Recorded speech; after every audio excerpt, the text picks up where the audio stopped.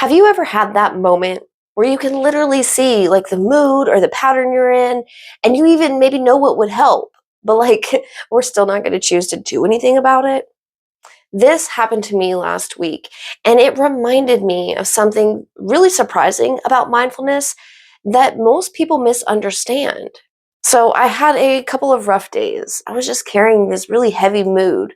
I was irritated coupled with boredom, but not bored because I didn't have anything to do.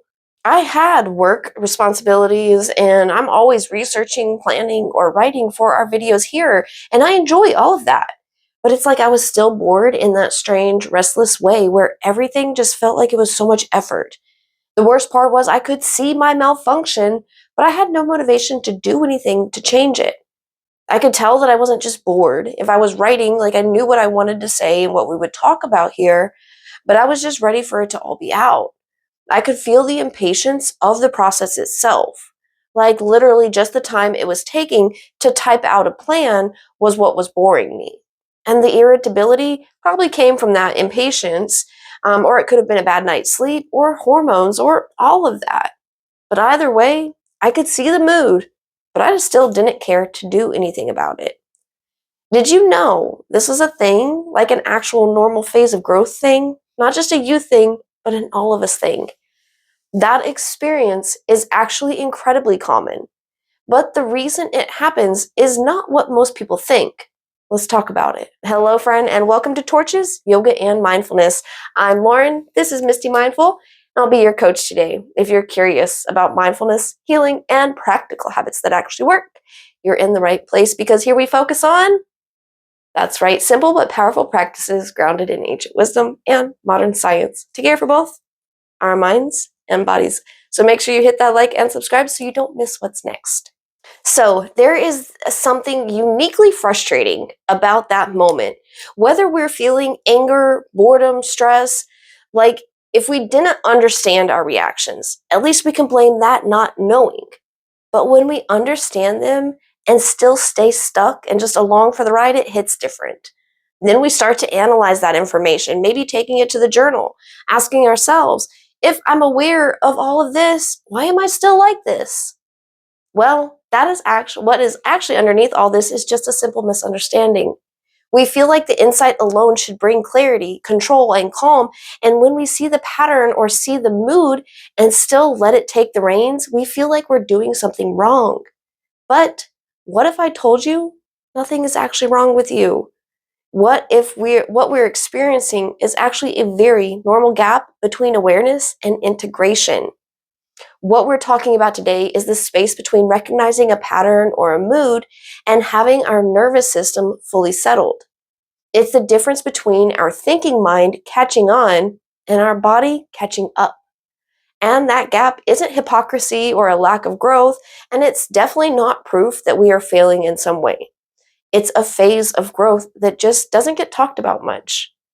When I'm experiencing that gap, when I can step back from the moment and the mood and see that my emotions aren't aligned with the actual experience I'm having, like I've had that awareness of I'm experiencing some heavy feelings and some anger today. There's no specific thing or recent trigger, no clear explanation, but I still choose to just roll with it. Like, this is how I'm showing up today, a little bit pissed. When I experience that disconnect, I remind myself it's not because I'm a bad person or broken in some way, but I remind myself that awareness updates in the mind faster than it does the body, like the software updates before the hardware does. And when we really sit with that, it kind of explains a lot. We are layered systems like an ogre. We aren't just our beliefs walking around in human suits. We have a thinking brain that reflects and evaluates and makes meaning of our world. And we have a nervous system that has been learning through every experience we have ever had before. Our thinking brain can say, this is old stuff, we've done this before. It can connect the dots quickly and even predict what's happening in real time and recognize that we're not in any danger physically or emotionally. But at the same time, our body is still registering something as dangerous, even if we can't logically define it. Those two messages can exist together, Maybe we even understand what it is from our past that is making us feel the heavy emotions we're feeling in the present. And we can still be frustrated that we can see the root of the reaction or the feeling and not understand why we're still having to go through this again. It's not karma, and it's not because you haven't learned your lesson yet. And the weird part is, mindfulness actually makes this phase more likely to happen. For a long time, people assumed this meant something simple, that if we just understand our emotions well enough, we will be able to control them. But neuroscience has shown something very different. Understanding and regulating happen in two completely different systems. When psychologists talk about top down processing, they're describing the cognitive systems involved in evaluating and reframing situations. And that's where our insight lives. It's thoughtful and reflective, and it can reinterpret a situation and soften its meaning. Bottom up processing is different. It's fast and sensory, and bottom up processing is tied to subcortical systems. Let's look at Misty because that's just a fancy term for everything tucked down in here, underneath this outer layer. It's areas of the brain like the thalamus or the hippocampus. And another one we talk about a lot on here, which is the amygdala, which is our fear center and threat detector. It's actually way down in here. But it's our guard dog, and it doesn't wait from input from anything else like our prefrontal cortex. If it decides there's a threat, it instantly shifts us into fight or flight mode. It reacts and asks questions later. Studies on cognitive reappraisal show it works really well when emotions start in our thoughts. But when a reaction happens automatically before we've had time to think, or when it comes from an old learned pattern, reframing doesn't calm the body right away. Basically, the body reacts before our brain can make a decision and send out an order to the rest of the systems. And that can be such a relief to understand because it means that we can be aware and still activated.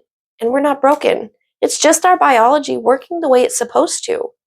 And research in behavior changing reflects this too. Knowledge alone doesn't rewire our habit circuits.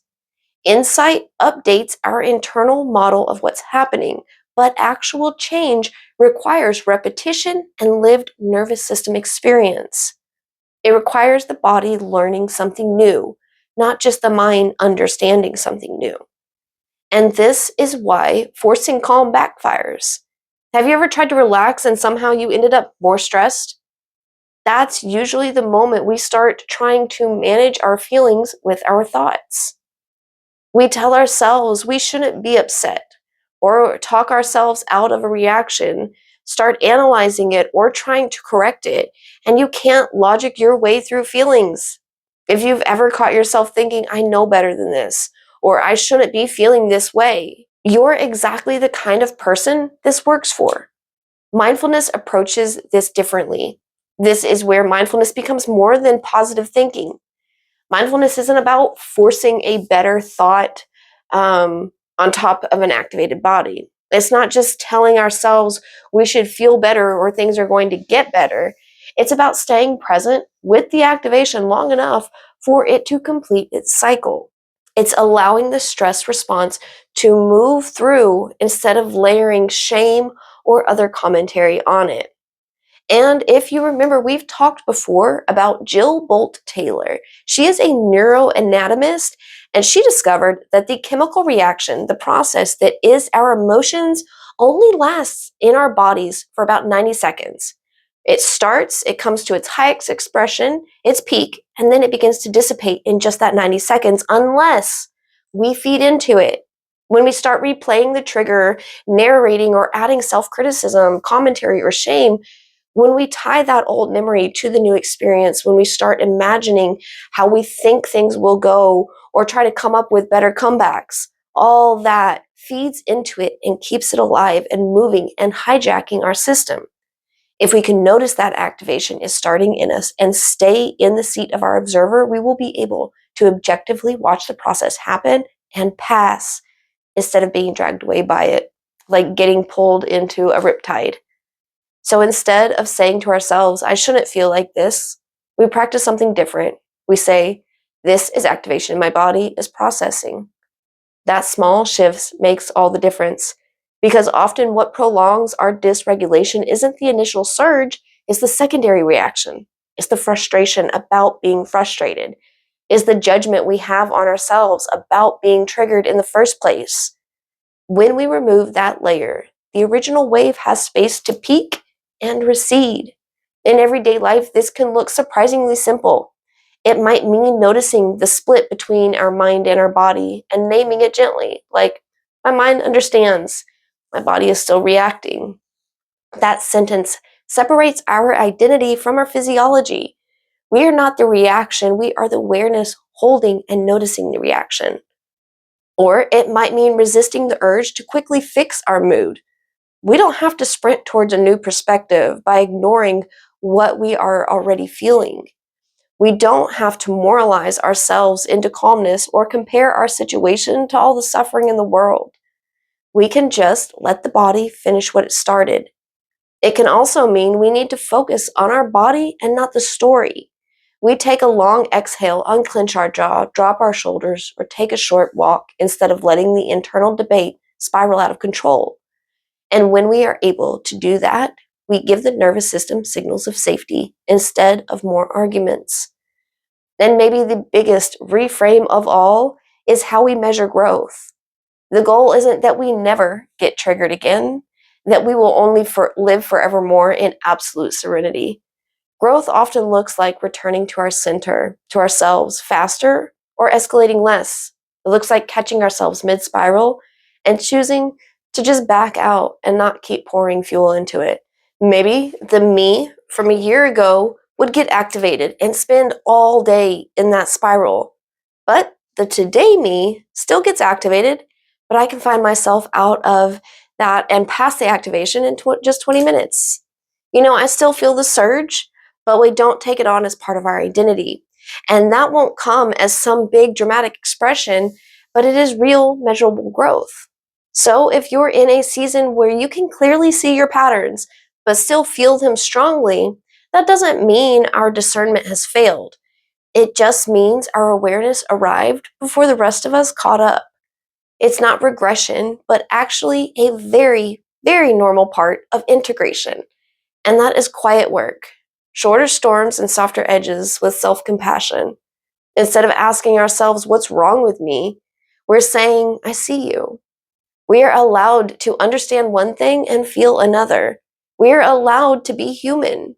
So if you catch yourself thinking, I know better than this, maybe gently respond with, my body is still learning. All right, friend, make sure to catch the companion video I have for this that I have also posted this week, where we are talking about how forcing calm is actually hurting more than helping. Spoiler alert, it doesn't help at all. And in the meantime, friend, stay present, stay kind to yourself, and I will see you soon.